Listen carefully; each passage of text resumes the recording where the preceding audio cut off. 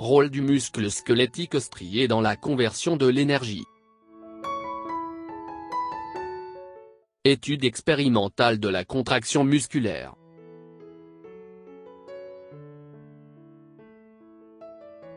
Méthode d'enregistrement des contractions musculaires.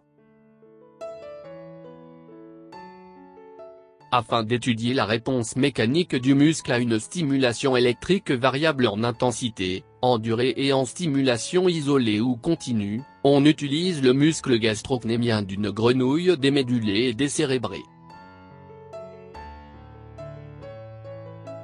Démédulation et décérébration.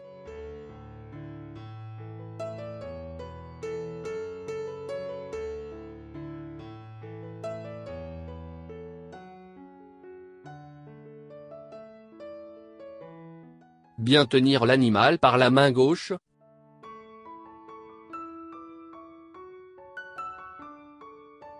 Puis repérer le trou occipital.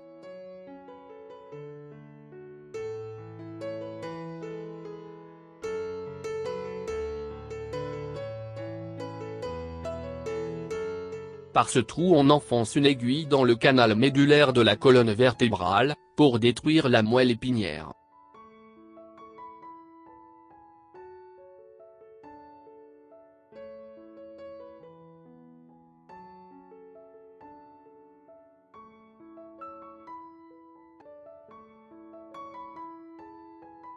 Après cette manipulation on constate une hypercontraction des muscles, suivie d'un relâchement total.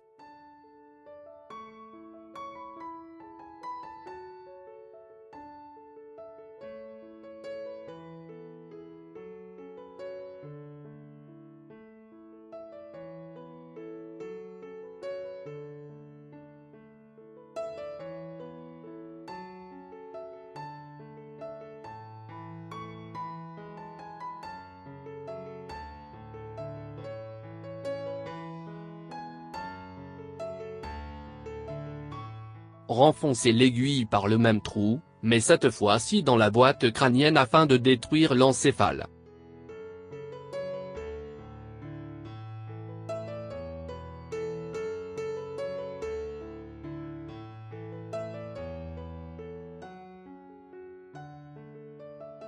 L'animal ne doit plus pouvoir rétracter les yeux après cette opération.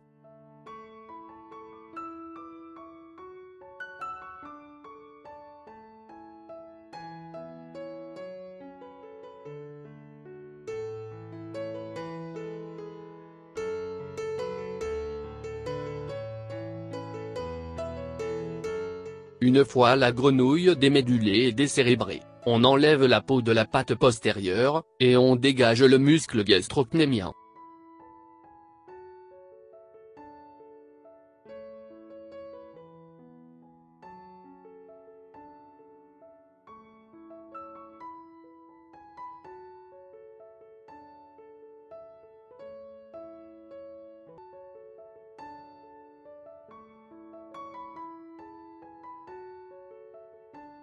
On sectionne le tendon inférieur du muscle et on le relie par un fil à un myographe.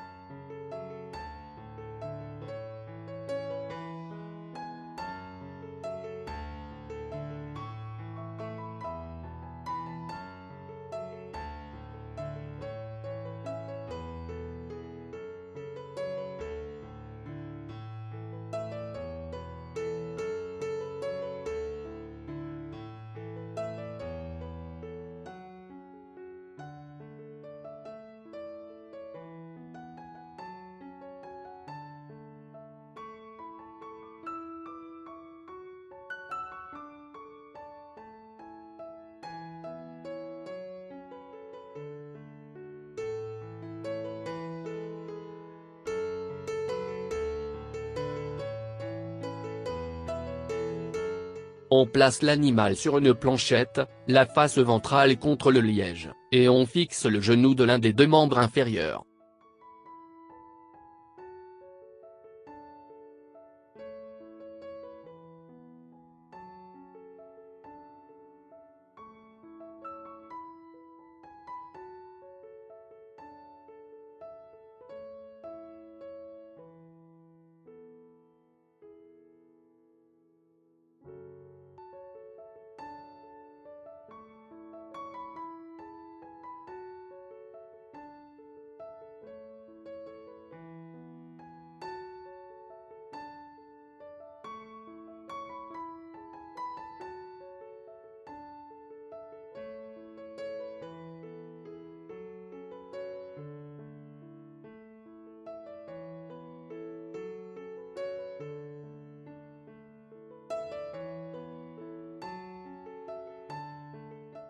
On dégage le nerf sciatique, puis on place des électrodes d'excitation à la surface du nerf sciatique ou à la surface du muscle. On écarte les muscles de la cuisse, pour repérer le nerf sciatique. On le dégage sans le léser, sur une longueur suffisante, pour avoir la place de positionner les électrodes de stimulation.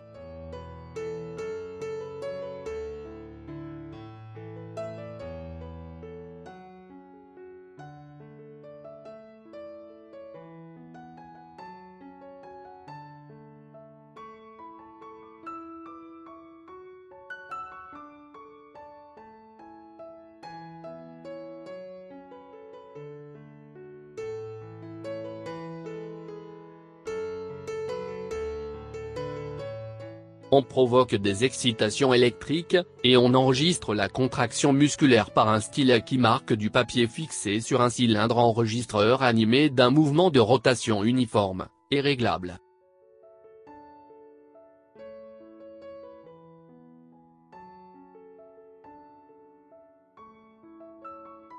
Lorsqu'on applique directement sur le muscle ou sur son nerf moteur, une excitation électrique unique et efficace, on obtient une contraction brève et isolée à laquelle on donne le nom de secousse musculaire.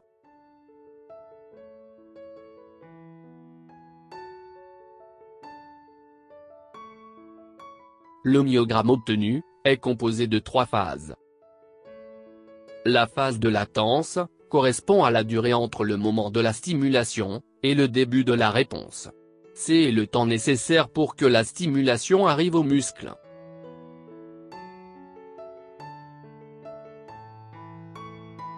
La phase de contraction, c'est la phase au cours de laquelle la longueur du muscle décroît, il y a un raccourcissement du muscle.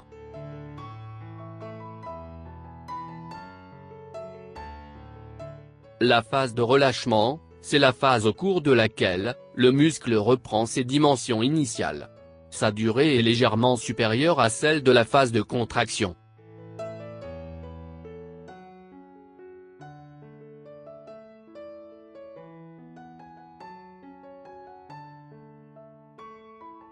On soumet le muscle à une série de stimulations isolées, d'intensité croissante.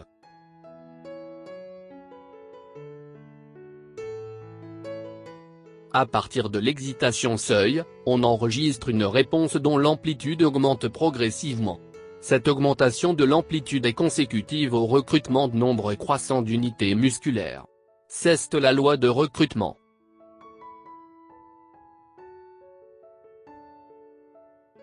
On soumet un muscle à une série d'excitations efficaces successives de même intensité, tout en variant la fréquence des excitations.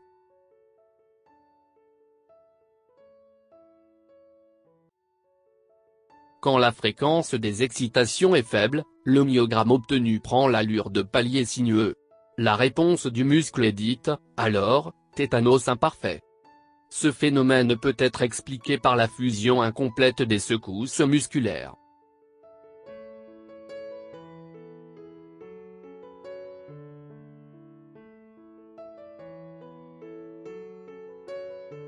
Quand la fréquence des excitations est forte, le myogramme obtenu prend l'allure de palier droit. La réponse du muscle est dite, alors, tétanos parfait. Ce phénomène peut être expliqué par la fusion complète des secousses musculaires.